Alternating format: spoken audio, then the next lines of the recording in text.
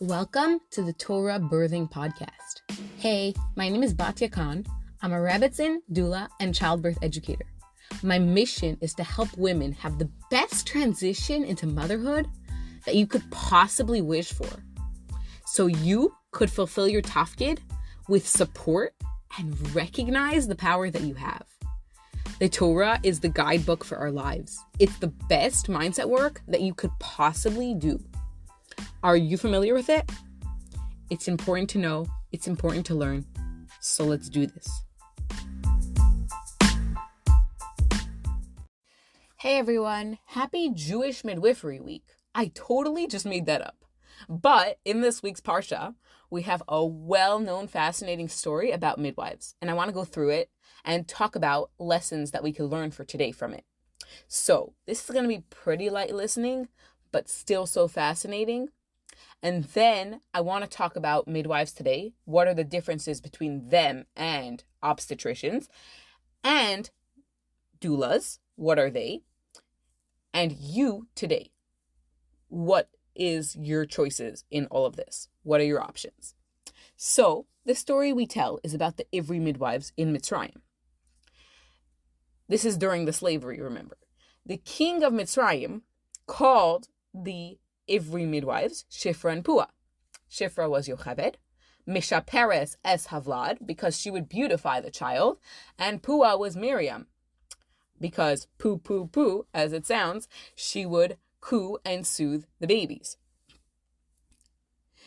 Ibn Ezra says that these were actually the head midwives. Paro was not speaking to the midwives who were servicing directly every Jewish woman, every woman, and they were mother and a daughter. There were actually 500 midwives who were under these head midwives. And the head midwives paid the midwifery taxes to the king. They were responsible for facilitating that and being on top of everything and in charge.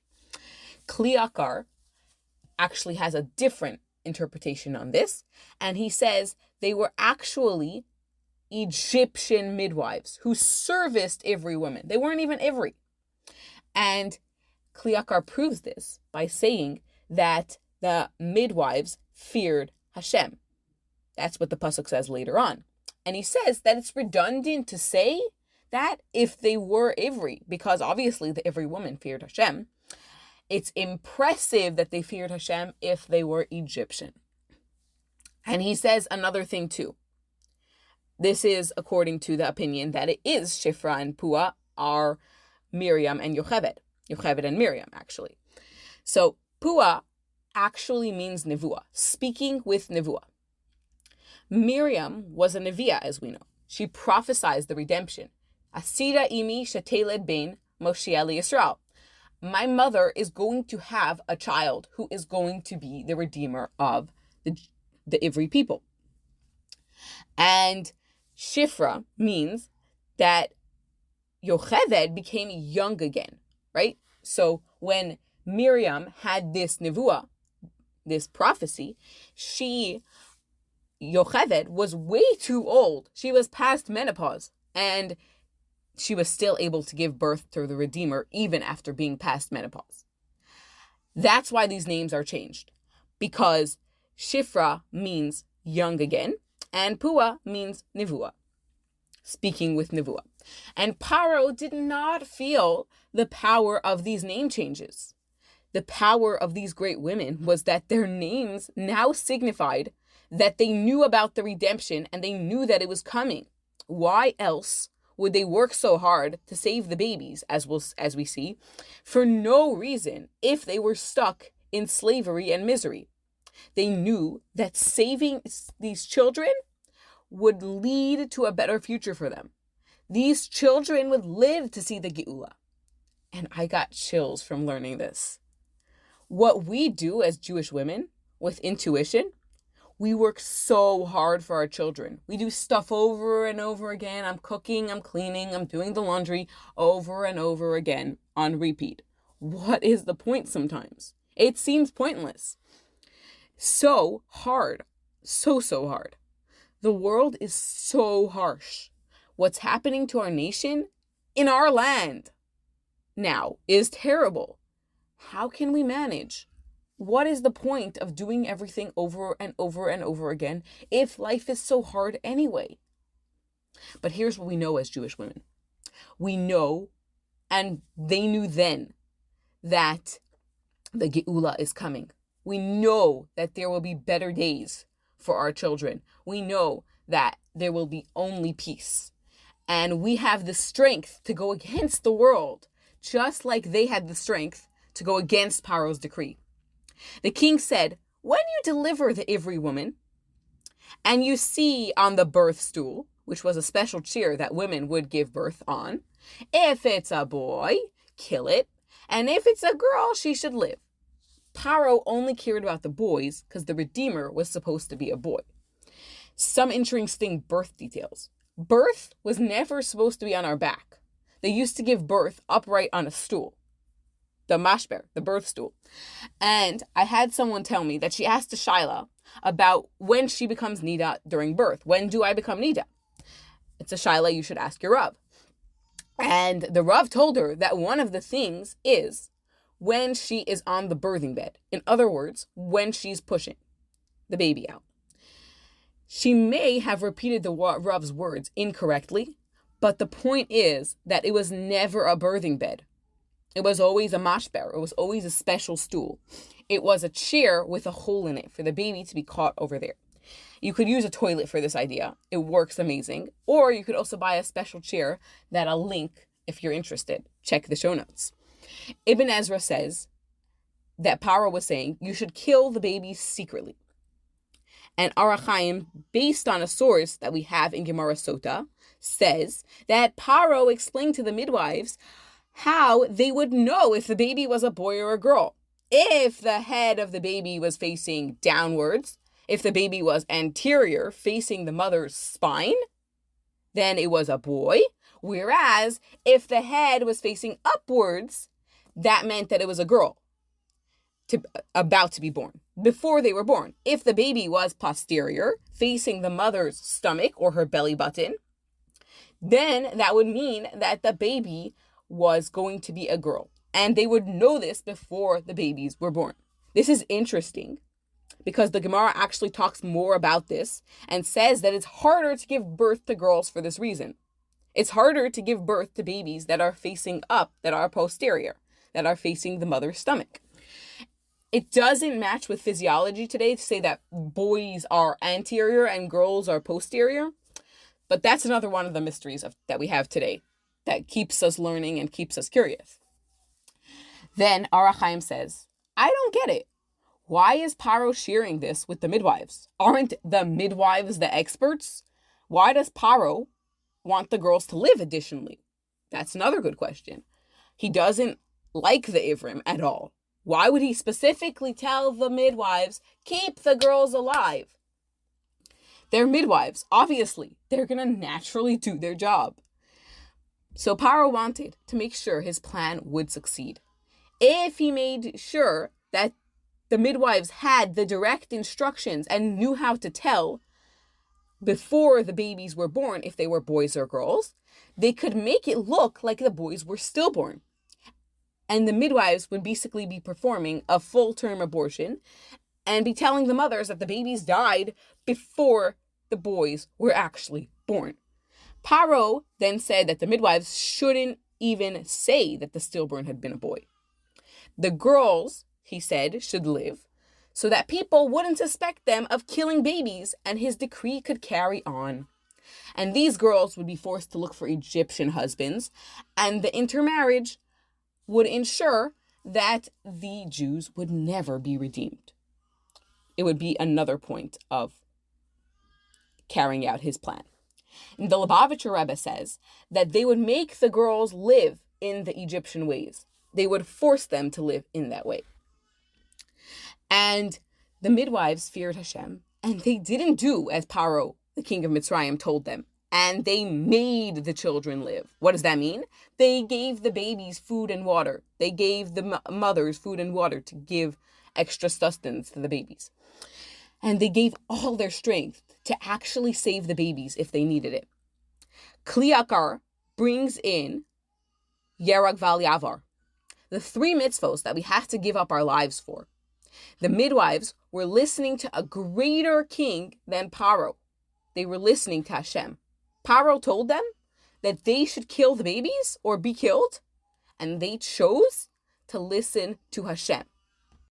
Our Chaim asks a great question on this. Why does the Torah repeat? It says 2 things. 1, that they didn't do as the king told them, and 2, that they kept the babies alive. One of those things should have been enough. Our Chaim is saying that basically the pasuk says that they went above and beyond. They dug into their own pockets to pay for food and water for the families. And obviously they didn't kill the babies. They wanted to make sure that none of the babies would die. They would do the opposite of what Paro said. The Midrash actually says that they davened for the babies who had birth defects and the ones that were non-viable. And Hashem answered, and all the babies lived miraculously. So no one could say that they were even remotely following Paro's decree. So the king sees that nothing of his decree is happening, and he calls the midwives back and asks them why they didn't listen to him.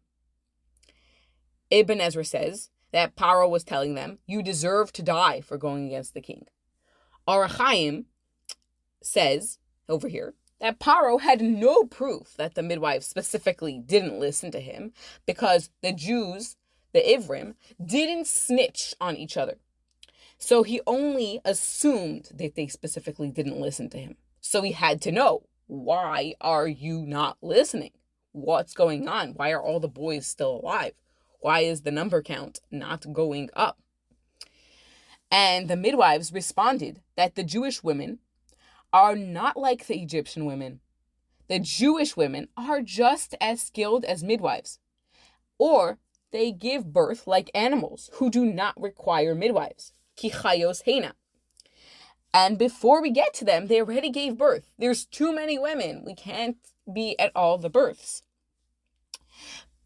The Medrash says that Paro actually called his advisor and asked him how many Jewish people are being born.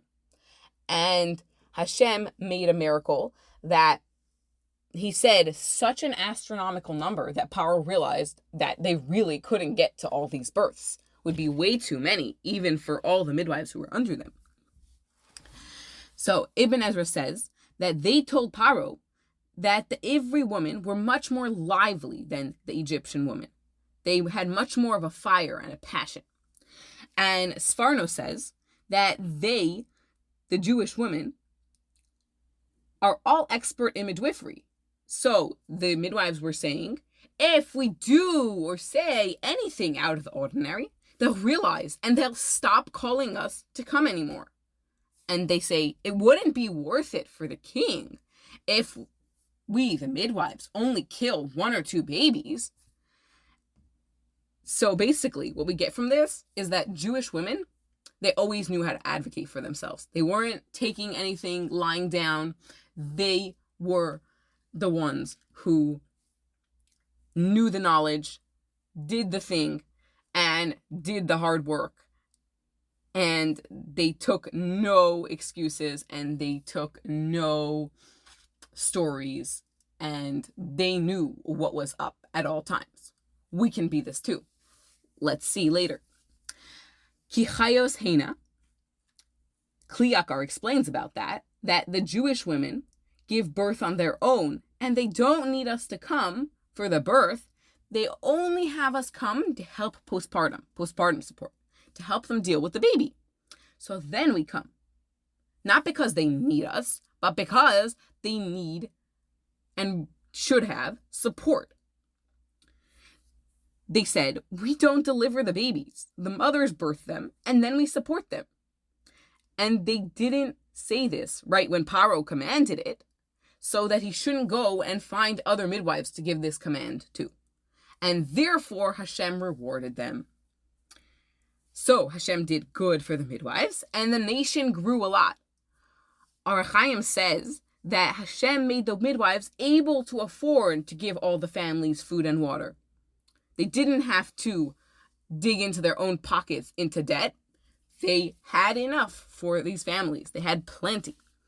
And also, a great reward of a midwife is that knowing that her efforts bear fruit and the nation grew a lot. And the midwives feared Hashem, and Hashem made for them houses. We say houses of Kehuna and Leviah. Kohanim and Leviim came from them, and kings came from Miriam. These midwives were super cool and holy women, as we see. Besides for being experts on birth, they were the full support for the nation. They were the wise women, and they saved and they made sure that the nation continued. They were the support. They were the light, and they were the leaders. And the women of that time, as we see, they all knew their bodies, and they were all knowledgeable on birth. They didn't need the help, but it was a community effort. And they still got the help and support they deserved. It was all built in. Nowadays, society makes us different. We got to uphold our specialness and our support system. So how do we do that? We have separate categories for maternity care. We have doulas, we have midwives, and OBGYNs. Obstetrician, gynecologist. Obstetrics is the art of helping give birth, and gynecology is other women's issues. What's the difference? What does each one do? And who should you have at your birth? So let's talk about obstetrician gynecologists. They're the doctors. This is the one that I think most people are familiar with, and they get their job right. They know what the doctor's job is. Their training requires a bachelor's degree. And then they go to general medical school for 4 years. Only a small part of that do they rotate through obstetrics, but mostly they're dealing with other things and working with pathology. That means working with sickness and trying to find cures. So Baruch Hashem for doctors, Baruch Hashem, they could do C-sections and deal with serious problems and high risk. But they first and foremost have the high risk training. That's what we should know. And then they go on to do their residency and go up in the ranks on birth itself and on woman care as a whole. So what we should require from our doctors is that they should also be able to deal with normal risk birth in an evidence-based way. But sometimes if you're seeing an obstetrician and you ask them if they've ever seen a birth where they are completely hands and machines off, too many of them haven't seen that, unfortunately, because they're too used to finding problems. And we need to change that. Midwives are a completely different profession. They're not assistants to doctors. They work completely on their own for low-risk normal pregnancies and women throughout their lives. As we discussed, they're one of the oldest professions, and our nation had great and holy midwives. Some midwives started off as nurses and then became midwives, and some are direct entry midwives. They went straight to midwifery school and learned the art. They didn't take the same doctor path at all. Because midwifery is not just a science, it's an art. The old school midwives, and I really do hope this information is being passed down everywhere, but it is fading. I hope that they know how to do things with their hands and use their brains and have quick skills in emergencies in birth. They need to know how to use their hands in order to feel for the baby. They don't need to do an ultrasound to know exactly where the baby is. It's called belly mapping, for example. They look at a woman as a whole and take an interest in her mental state too. And appointments are usually longer with midwives. They have typically seen normal hands-off birth, lots more, but they are trained for emergencies too, and they carry the tools required. They do all different types of birth, home birth, birth centers, and in the hospital.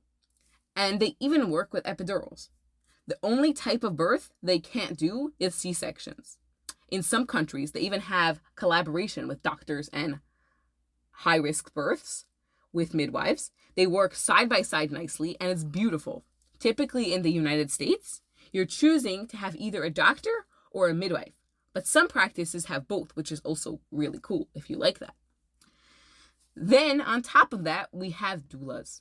Doulas are not medical professionals. We are not like midwives. We provide support. I say we because I am a doula. Physical, emotional, and mental support is what we provide. We also can teach about birth, childbirth educator, and all of your options. If you get one of us on your team, we could fill the gaps that your doctor or midwife doesn't have time to fill in the appointments. We could do this by providing you with the knowledge and evidence and questions to ask your doctor or midwife. There's lots we could do together. Ideally, a doula can know everything in theory that a doctor or midwife knows, just not in practice. And we don't give the medical advice. We only bring awareness. The truth is that even the doctor and midwives should not be telling you what to do. They should not be commanding you nothing. They do give you valuable medical advice and recommendations and tell you what they think, but you could always ask questions and you always get to decide what to do. It's your life, your baby, your birth. Doulas know lots and are proven statistically to improve birth outcomes, just even by providing the physical support, hands-on, emotionally, and the information support before birth. We can be a great addition to your birth team. Let's not forget, the most important person is you. It's your birth, your life, your baby. What choices will you make? You get to choose a doctor or a midwife. My recommendation is get educated. The women in Mitzrayim were powerful, strong birth experts, and there is nothing stopping you from becoming an expert on yourself in birth too. And an expert on birth too, if you'd like. I'm currently giving a 6-week birth course, and it's way too comprehensive. But I can't, in good conscience, cut out any of the info because we women deserve to know everything. So, Emir Hashem, after Pesach, it's going to be pre-recorded, and it's going to be 8 weeks of in-depth material. Everything you need to know to be in charge of your own birth. And if you want to take it from there to become an expert, you totally can. So my bottom line recommendation after that, do whatever you want. What type of philosophy will you choose? Is it a doctor? Is it a midwife? Do you want doula support? Learn about all your options. It's so important. Obviously, we got to talk about the most important player. The most important player is Hashem. If you do your best and you leave Hashem the rest, that is the golden combination. If you're not sure, if you need extra guidance, if you need the siyata dishmaya, the help from Hashem, Rabbanim have got it. I'm working on a specific class for that too. I would love to hear about your amazing birth choices and your empowered births. We're Jewish women. We're powerful. We got this.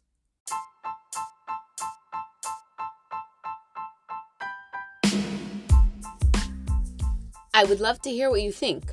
Message me on Instagram @TorahBirthing or send me an email, torahbirthing@gmail.com.